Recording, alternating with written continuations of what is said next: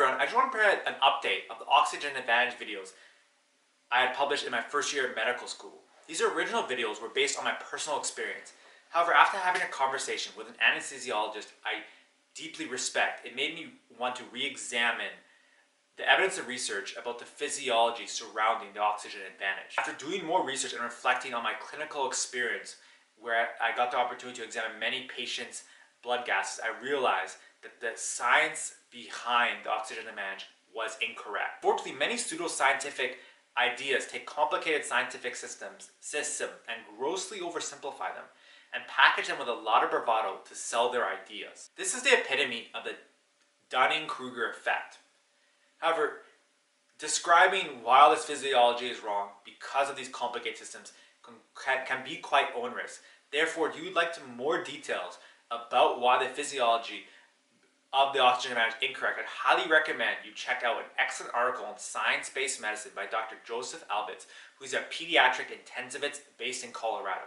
The link is included below in the description, and if you'd like more details and you have any questions, please check out the article and leave a comment below. The article was inspired by a provocative New York Times article describing a really positive and transformational story of a patient who had very severe asthma, who had a very positive result with the oxygen advantage, and which his respirologist was quite impressed.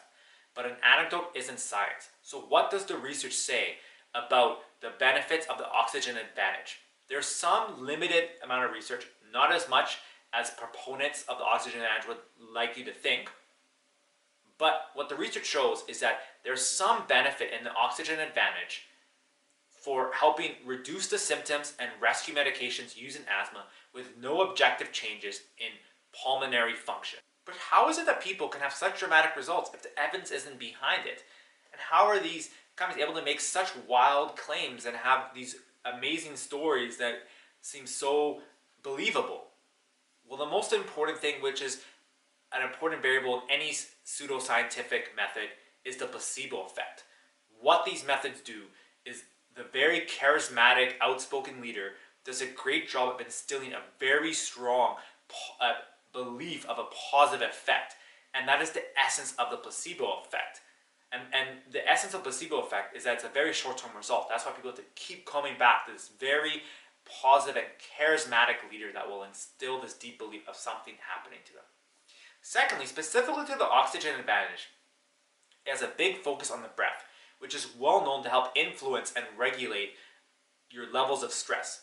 And it's well known that stress is not a causative, but it can most definitely exacerbate any underlying symptoms one may have. Also, this program is multifactorial. They recommend 30 to 60 minutes of physical activity every day to practice their breathing exercises. They also recommend about 20 to 40 minutes a day of relaxing and focusing solely on the breath, which is meditation. It is well known the health benefits of exercise and the stress-reducing benefits of meditation. Therefore, it is no surprise that someone who follows the Oxygen Advantage program may have benefits despite the program being based on falsehoods and not on science. In conclusion, unfortunately, the science behind the Oxygen Advantage is incorrect.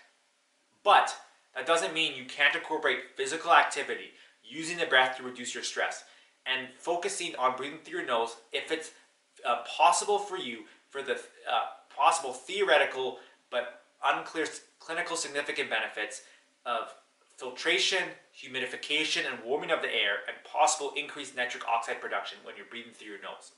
So I really hope you enjoyed this video, and I kind of gave you a scientific overview of the oxygen advantage, help you understand why, even though in my own personal experience I had some good results, but I hope I explained to you why the physiology behind the videos and in my previous videos I talked about was incorrect, and how there could be some benefit, but it's not due for the reason they state that, and to really focus on the core principles, which is exercise, stress reduction, and focusing on breathing through your nose if it is physically possible for you. Thank you.